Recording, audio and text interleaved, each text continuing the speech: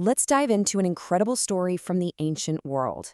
It's about a brand new king, his very first test, and a single disastrous decision that literally split a nation in two. It's a powerful lesson in leadership, choice, and consequences that honestly feels like it could have been written yesterday. All right, so here's how we're going to break this down.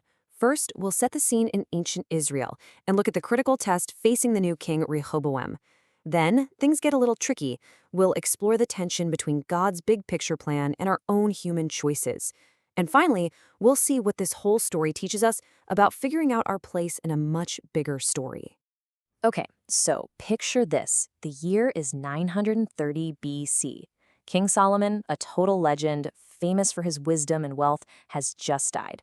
But the kingdom he left behind, it's on shaky ground. The unity he inherited is fragile, kind of fractured by his own mistakes in his later years. So the entire nation is just on edge, holding its breath to see what his son does next. And this quote from Dr. John Oswalt just nails it, doesn't it? It perfectly captures the tragedy of Solomon's reign. I mean, he had this brilliant start, but he just didn't finish well. And that failure set a really tense, uncertain stage for his son, who is about to face his first and most important test as king. This brings us to the two key players in our story. On one side, you've got Rehoboam, Solomon's son, the legitimate heir to the throne. And on the other, you have Jeroboam. Now, this guy is a popular, really capable leader from the northern tribes. He's just come back from exile in Egypt, where he had to flee because Solomon literally tried to kill him. So he shows up as the people's champion, ready to speak for them. So, with Jeroboam basically acting as their spokesman, the northern tribes come to the new king. But they don't make threats, they don't demand power, nope. They make a simple request, a request that's about to become a make-or-break test of Rehoboam's character. Their appeal is really pretty straightforward. You see, Solomon's massive building projects were fueled by forced labor and heavy taxes, what they call a heavy yoke. So they're basically saying, look, show us some grace, ease up a little, and we will be your most loyal subjects. It's a totally reasonable request and, a golden opportunity for this new king to win everyone over. Now, to his credit, Rehoboam doesn't just give a knee-jerk answer. He does something pretty smart. He asks for 3 days to think about it and get some advice. But the counsel he gets presents two completely different paths, two conflicting ideas of what it even means to be a king. And this is where you see the two paths so clearly.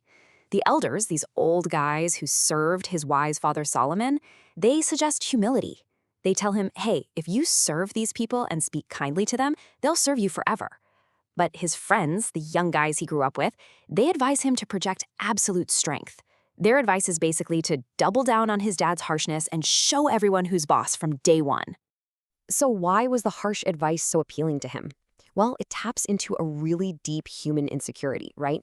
We often don't like making concessions because we're afraid it'll make us look weak. But real strength isn't about being stubborn and refusing to bend.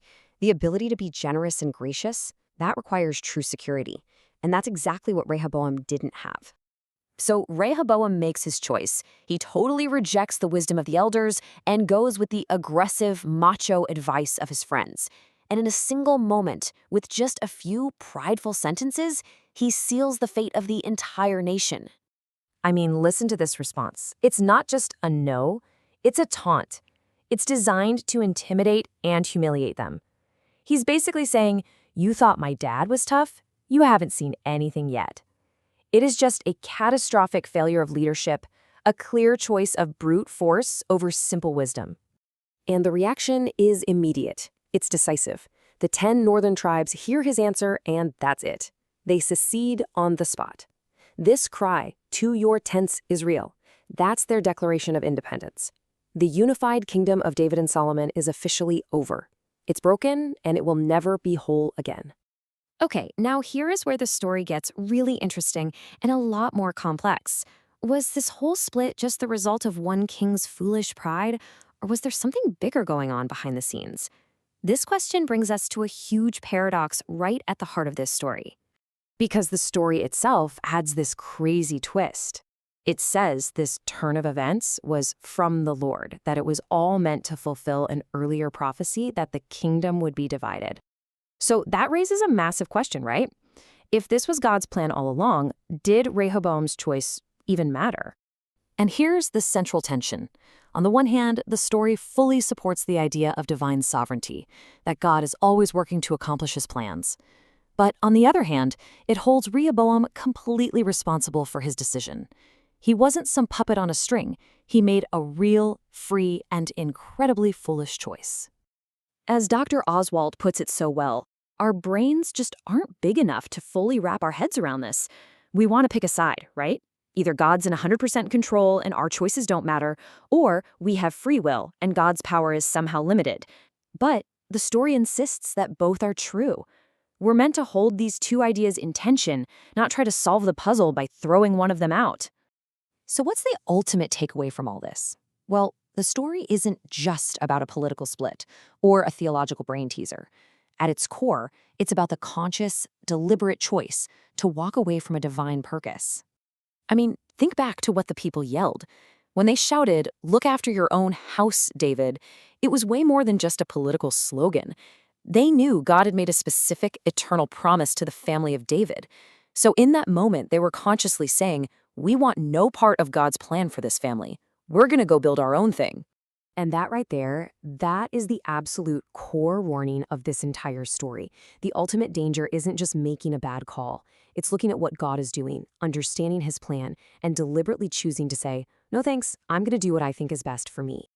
So this ancient story leaves all of us with a really modern and deeply personal question. In our own lives, in our families, in our communities, are we trying to find our place and participate in what God is doing in the world? Or are we just like the northern tribes, focused only on building our own house on our own terms? Because as Rehoboam's story shows us, that choice has consequences that can last a lifetime.